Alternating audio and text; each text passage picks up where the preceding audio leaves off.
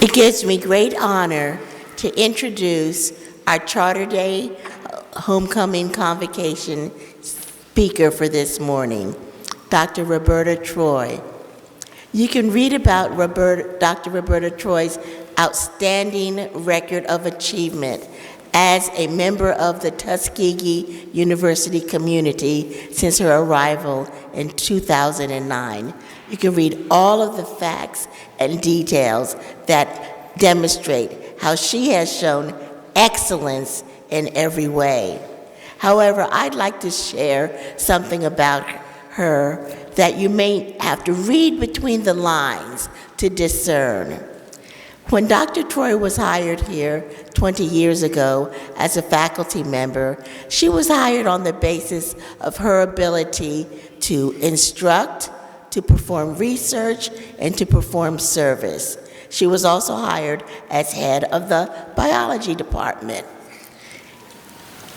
Those of you who've been in Dr. Troy's classes know how committed she is to her students, how passionate she is about teaching. As interim provost, she still teaches because she loves it. She gets energy from it. It's who she is as a person, as an academic, and that imbues everything that she does. All of her decision-making is reflected around her love of our students and your progression through your academic careers and her love of teaching. As a researcher, she has made her mark doing research on breast and cervical cancer in African American women and has received funding to start the Tuskegee University Health Disparities Institute for Research and Education, which is all the more relevant now as we look at health disparities for African American women than ever before. But she blazed that trail. She started many years ago to focus on research that would make a difference in our community. And she has mentored students in her research lab who have gotten this type of excellent research experience to go on into graduate school and medical school and other career paths. In terms of service, who could even argue with the level of service she's provided to the Tuskegee University community? Through her love of students, she has always looked out for them and has found ways for them to take what they're learning in the lab and in the classroom and to apply it in the real world. She cares about Tuskegee, and she is the embodiment of Booker T. Washington's pedagogy of learning to grow through the head, the heart, and the hand. With that, I'd like to introduce you again to our Founders Day, our homecoming convocation speaker. And this is quite a tribute to her. Dr. Troy will be retiring from Tuskegee University in December. Yes, I know. Dr. Harrington is going, what? This will not be the same place without you, Dr. Troy. I have one tissue here. I think I might have to cut it in half for you and me. But this place will not be the same without you. You have given your wisdom and your talent and your insight to Tuskegee.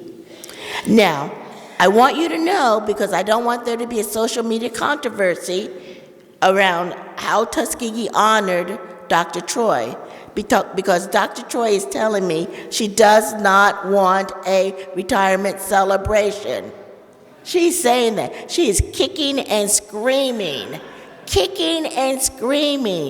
So we haven't decided what we're doing because she doesn't want anything. But I don't want it to be out there on social media that Tuskegee University did not recognize Dr. Troy.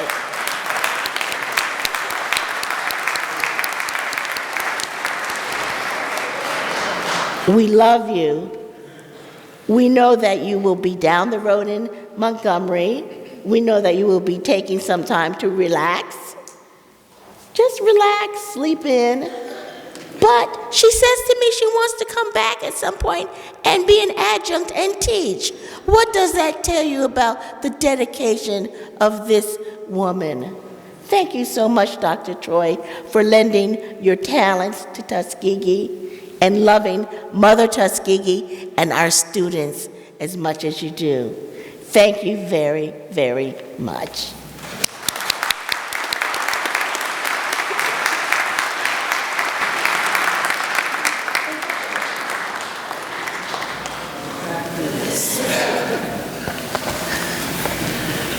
I'm trying to be modern here with the technology, so bear with me. Good morning, Tuskegee. Good morning. I'm so glad to be here, to be in this space. And I just want to acknowledge a couple of people that I see that I didn't know was going to be here. As I was standing out in the foyer waiting to come in, I saw a colleague of mine, Dr. John P. Davison, who was a colleague of mine in the biology department. I know he's hating me for acknowledging him, but I have to do this. Dr. Davison is the most brilliant person that I have ever met. I mean, absolutely brilliant researcher, teacher, just fantastic. And he retired a few years ago. But Dr. Davison doesn't do this kind of thing. He doesn't show up for convocations or special events or anything. So when I saw him and asked him, I said, "You came here to see me?" He said, "Yes, I can't believe it. But I am so honored and so humbled that he took the time out of his schedule to come this Sunday morning to come and hear me speak."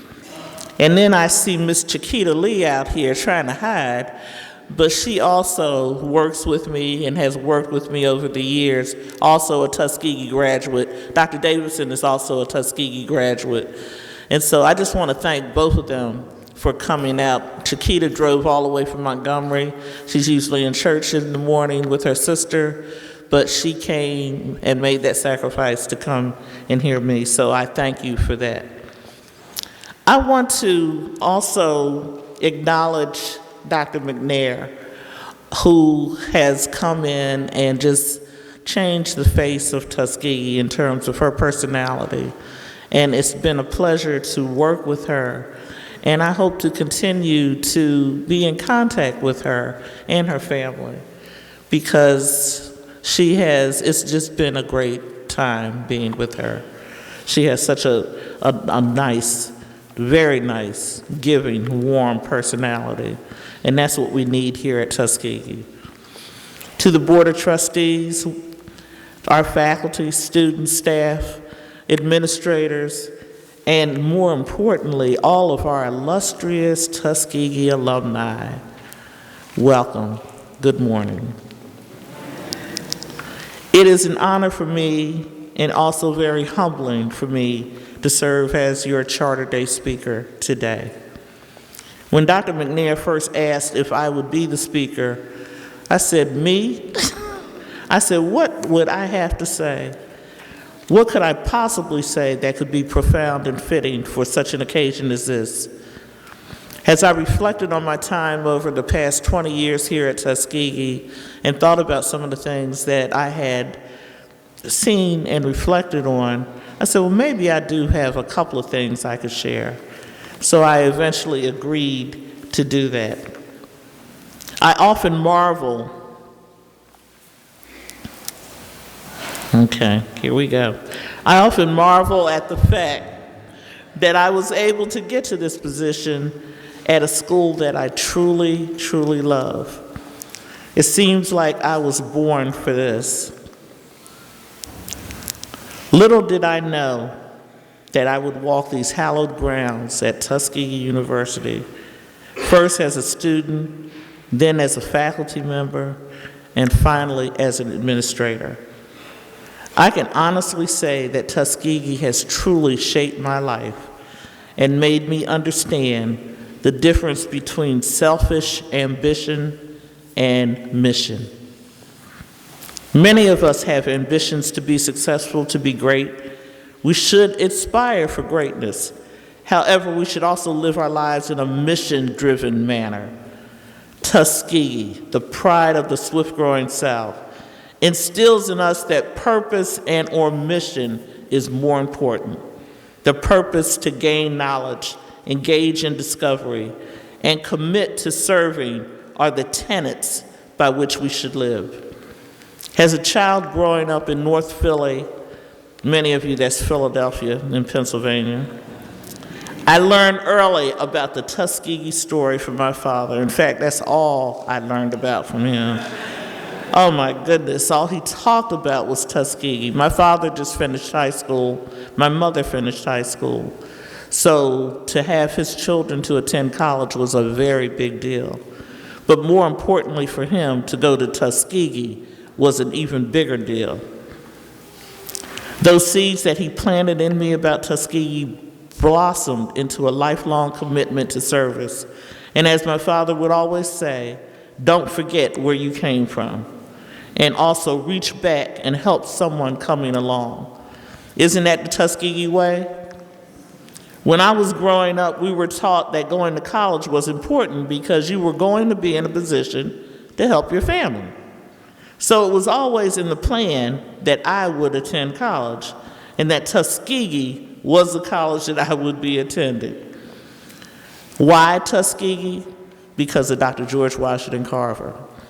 My father traveled in the South. He was from South Carolina, but he had an opportunity to listen to Dr. George Washington Carver deliver a speech when he was traveling. In his speech, according to my father, Dr. Carver was to leave at Tuskegee a formula. And whatever this formula was, it would be transformative and make black people have great wealth and become the leaders of the world economy. My father decided at some point that someone in the family was going to get this formula. He told this story to many family members. In fact, that's the running joke in our family. He decided when I came along that I was going to be the one. You're going to get that formula. So my family asked me today, have you found the formula yet? I did 3 times at Tuskegee. I'm still in search of the formula. So my journey began to Tuskegee. Here I am. Going to Tuskegee for me was a family affair and a neighborhood affair because on my way to Tuskegee, my neighbors came.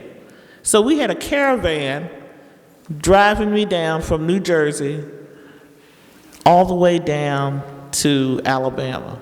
And on the way here, we stopped through every state that I had relatives so they could give me their blessing and wish me good luck and give me a little money to help me along my way. A family and neighbor affair. When I got to Tuskegee, oh my goodness, I had never seen so many African American people in one place that were so friendly. I'm coming from up north. You don't speak to people if you don't know them. Everybody was speaking. I said, well, do they know me? Do they know who I am? I said, this is just very different from what I'm accustomed to. And then the little town of Tuskegee, I said, well, where's the McDonald's and the Burger King and how do these people eat? What is going on? So there was a fear and anxiety that I had in me, not knowing, being in the unknown. I didn't know anybody here, so I was fearful, and I was also afraid of letting my family down and not doing well, because they had put a lot on me in terms of being the first one to come to college. Here I was, almost 1,000 miles from home. But I had forgotten that previous summer, I actually met a Tuskegee student. His name was John Waller. That student did not forget me, even though I had forgotten him. So during my first week at Tuskegee, he actually found me. He came and he found me.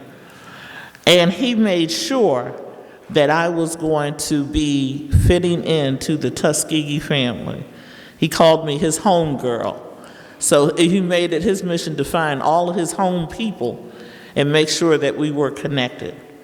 I suddenly belonged to something and had someone to look out for me. This is one example of the soul of Tuskegee. Students helping students. Another example is when Dr. Luther Foster, the fourth president of Tuskegee, would come and host receptions for all the new students. His house used to be on the corner where the National Park Service house is now. And we would go there and just have a good time talking to Dr. Foster and his wife and just enjoying the fellowship, the soul of Tuskegee. Receiving care packages from home.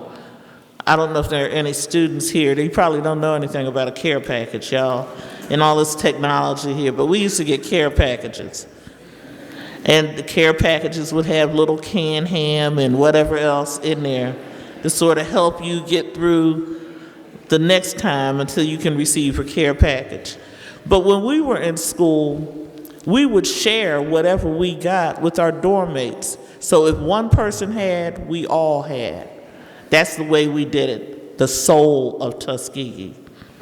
We had professors here that not only provided students with life skills while teaching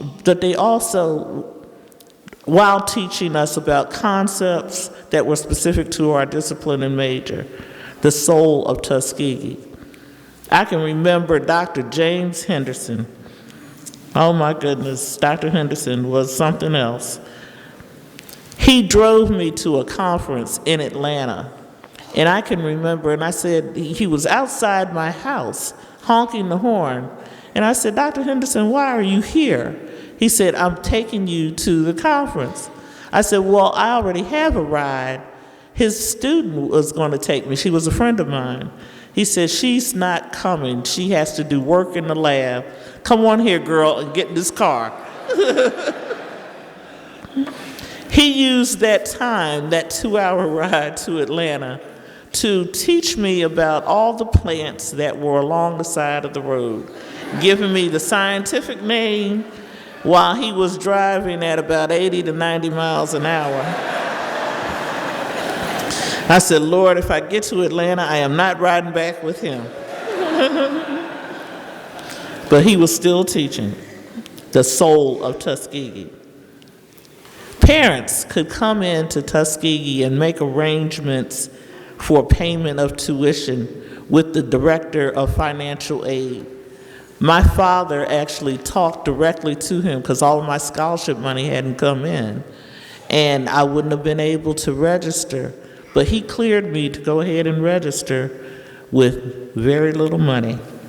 And I was able to do that. And then when my scholarship came in the middle of the semester, I was able to go ahead and pay that back. But I was a fully registered student, the soul of Tuskegee. Our tuition back during that time was only $500 a semester. Total bill was $1,800 a year.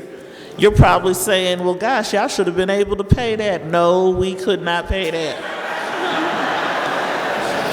We were struggling. We had 5 kids, and alumni, you know, and students, you know, the struggle. Whether it's $1,000 or whether it's $30,000, the struggle is real. We relied heavily on financial aid and on people's compassion. That was so important, the soul of Tuskegee. I remember my father telling me that he could promise me 1 year at school, but he didn't know about the rest. Well, you knew what you had to do. You had to work in the summer or work during the year and rely on family members and people's good hearts to get you through the next few years. Many of us were in similar situations, but people at the university and in the community invested in us. They provided us with opportunities of employment and internships. They even fed us They invited us to church, and then they would come to their house and they would feed us. Because we were hungry, we didn't have any money, waiting on that next care package to come in. The soul of Tuskegee. So what is this soul of Tuskegee that I keep talking about? The soul comes from people like Lewis Adams, who bargained to get the state of Alabama to appropriate funding to start Tuskegee, because he recognized how important it was to have a place that could provide higher education for the Negro. Or from Booker T. Washington, who agreed to serve as the first principal, later president, even though there was no physical school, just a dream of a school. However, he was a master at getting the right people to work at Tuskegee and a master at fundraising, with great assistance from his wives, especially Olivia Davison, his second wife. Or Dr. George Washington Carver, who came to Tuskegee at the behest of Booker T, but threatened to leave several times. But he stayed, and he transformed agriculture in this area, and he created an environment of research. Or Dr. Benny D. Mayberry, a student under Dr. Carver, who received his BS degree in 1937. He later went on to receive the Ph.D. in horticulture from Michigan State. He returned to Tuskegee after teaching at Michigan for 3 years, being the first African American to do so at the time. While at Tuskegee, he spent his time teaching and raising money for the 1890s land-grant institutions, of which Tuskegee is one. Or Dr. Lafayette Frederick, a 1943 graduate of Tuskegee, who received a Ph.D. in plant pathology and botany. Dr. Frederick became the first African-American scientist to integrate the Association of Southeastern Biologists meeting. For his pioneering work on fungi, he was recognized in the History Makers, Tuskegee graduate. Or Dr. James H.M. Henderson, who along with Dr. Russell Brown created a method for culturing large batches of HeLa cells for the research for the development of the polio vaccine. Or Dr. Walter Bowie, a veterinarian who had a National Humanitarian Award named after him because of innovation in humanistic animal care and service.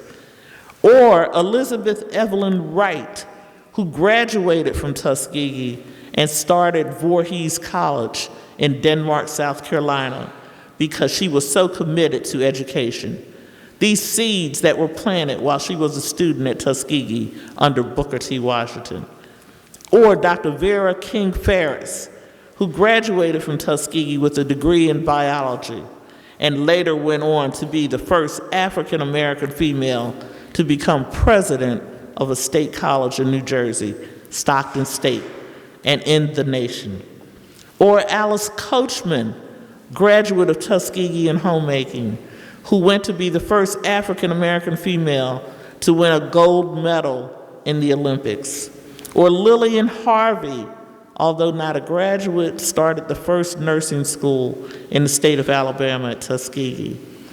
And more recently, Ella Bell, a friend of mine who recently passed away last Sunday in Montgomery, 1969 graduate of Tuskegee.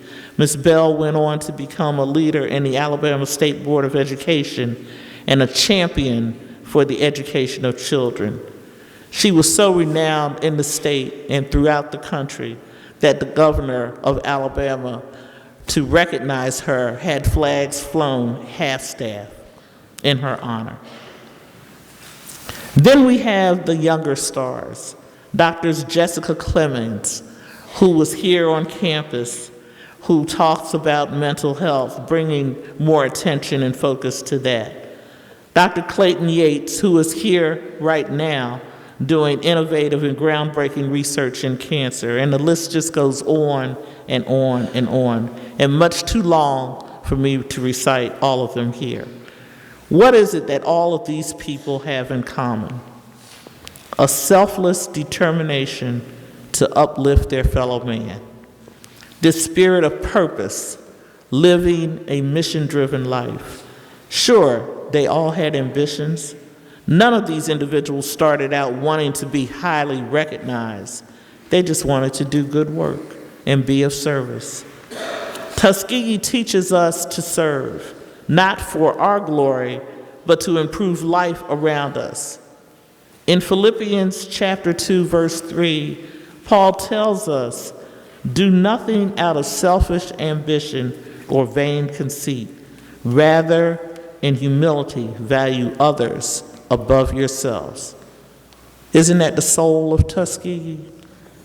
That is what Tuskegee teaches us, humility while serving to uplift. Look around you. Look at the people around you. Look at your friends, your colleagues. Many people are here because of the love they have for this great institution.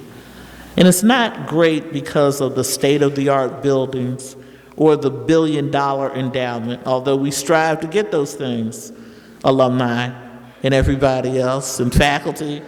We're striving for that, so we want you to give. But we're great because of the fruit that has been produced from Tuskegee. The seeds on good soil that have been planted and continue to be planted.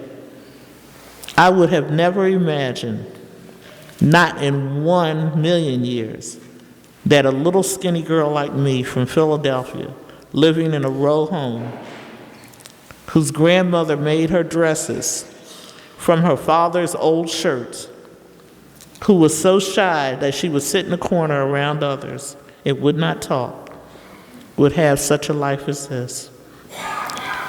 A life serving our young people. Tuskegee transformed me and made me understand the difference between selfish ambition and living with an unselfish mission.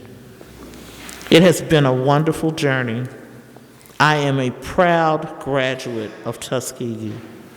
So today, I pay homage to our illustrious alumni, those who continue the legacy and continue lifting the veil. God has done a great work in Tuskegee. He has done a great work in all of us and has brought us to a place where we learn how to take our gifts and do a great work. At this time, I would like for everybody to stand.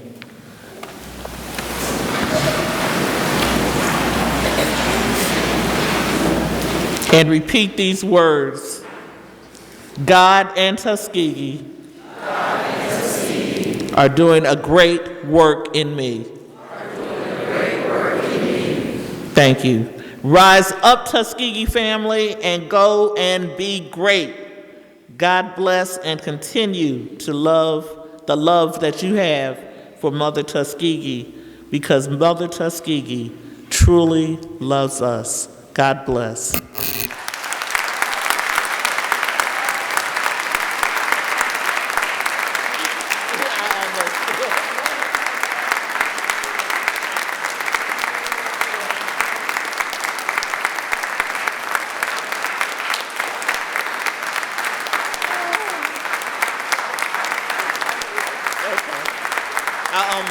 But I had to stop for a minute.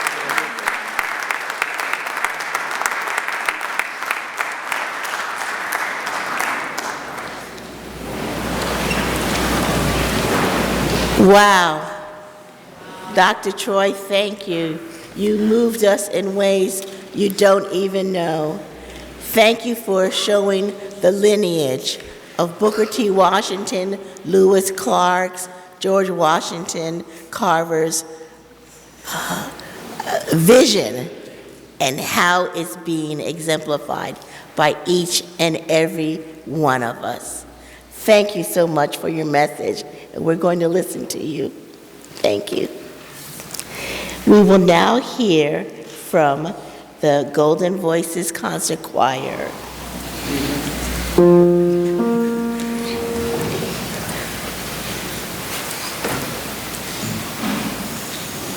One day as I was walking down the lonesome road, with the Spirit Spirit spoke unto me, and it filled my heart with joy.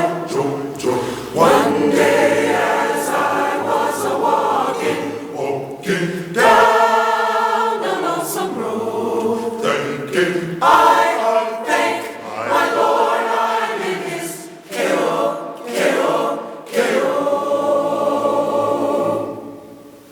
Now let me tell you now. Once I'm in his care, in my Savior's care. Let me tell you now. Once I'm in his care, in my Savior's care. Oh, Jesus, God, his arms all around me. No evil thoughts can harm me, for I thank my Lord I'm in his K.O.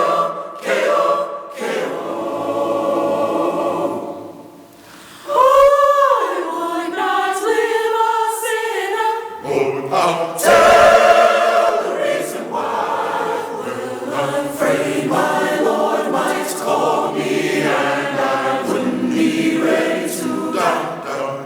I would not live a sinner. I'll tell the reason why. I thank my Lord I'm in his K.O.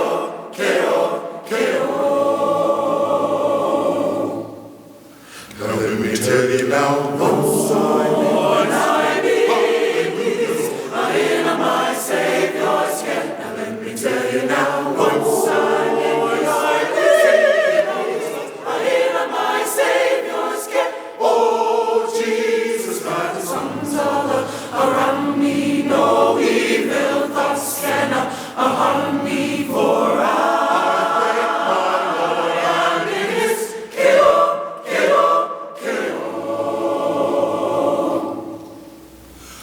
Oh, well, Daniel, he was a good man. Lord, he prayed all day. Angels cast their windows just to hear what Daniel had to say. Well, Daniel, he was a good man. Lord, he prayed all day. Lord, I thank my Lord I'm in his K.O.